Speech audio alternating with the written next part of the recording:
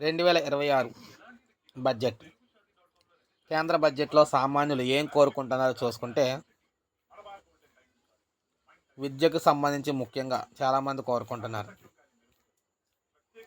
ప్రపంచంతో పోటీపడే సామర్థ్యాలను భారతీయులు పొందడానికి విద్య పోగడ పనిచేస్తుంది పునాదిలాగా.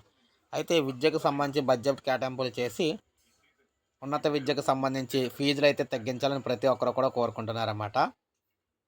నెక్స్ట్ ఆరోగ్యం గురించి కూడా చాలామంది అయితే కోరుకుంటున్నారు. గ్రామీణ ప్రాంతాలు పట్టణ ప్రాంతాలతో సంబంధం లేకుండా ఎక్కడన్నా కూడా పోషకాహార లోపం కావచ్చు, మాతా శిశు మరణాలు వంటి సమస్యలు వేధిస్తూనే ఉన్నాయి. ఇవన్నీ కూడా తగ్గాలంటే ఆరోగ్యం మీద ఖర్చు అయితే ఎక్కువ పెట్టాలని, ఆరోగ్య రంగానికి సంబంధించి వైద్యాలు ఖర్చులు, మెడిసిన్ ఖర్చులు తగ్గే విధంగా చూడాలని చెప్పేసి ప్రతి ఒక్కరు కోరుకుంటూ ఉన్నారు. ఇక రక్షణకు సంబంధించి కూడా, దాంతోపాటు కొత్త పరిశోధనలకు సంబంధించి కూడా కొత్త కొత్త ఆవిష్కరణలు జరగాలని చెప్పేసి ప్రజలైతే కోరుకుంటున్నారు. వ్యవసాయానికి సంబంధించి భారత్ మొత్తం ఆర్థిక శక్తిలో దాదాపు 46% మంది వ్యవసాయ రంగంలోనే ఉన్నారు. అయితే జీడిపిలో దీని వాటా 20% కంటే తక్కువగానే అయితే ఉంటుందన్నమాట. దానికి సంబంధించి సంస్కరణలు తీసుకురావాలని అయితే కోరుతున్నారు. రైతులు ప్రోత్సహించాలంటున్నారు. ఇక ఆదాయ పన్నుకు సంబంధించి చూసుకున్నట్లయితే వేతన జీవులకు నిలిసిటి బడ్జెట్ పెద్ద తీపి కబురు వినిపించింది.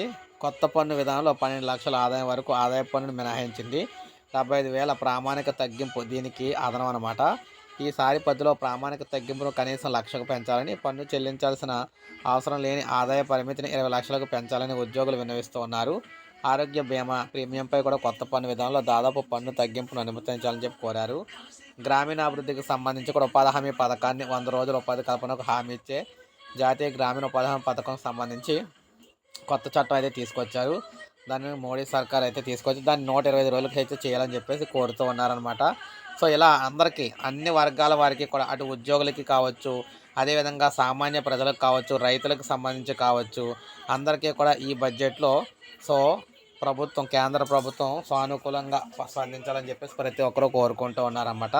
సో చూడాలి వారం రోజులు వచ్చే బడ్జెట్లో మరి పేద ప్రజలకు ఎలా చేస్తారో, ఉద్యోగులకు ఎలా చేస్తారు, అదేవిధంగా మధ్యతరగతి వారికి ఏ విధంగా చేయబోతున్నారు ఏంటనేది మనకైతే తెలియబోతున్నాయి. సో ఇది అప్డేట్. ఒక లైక్ చేయండి, సబ్స్క్రైబ్ చేసుకోండి, మన ఛానల్ సబ్స్క్రైబ్ చేసుకోండి.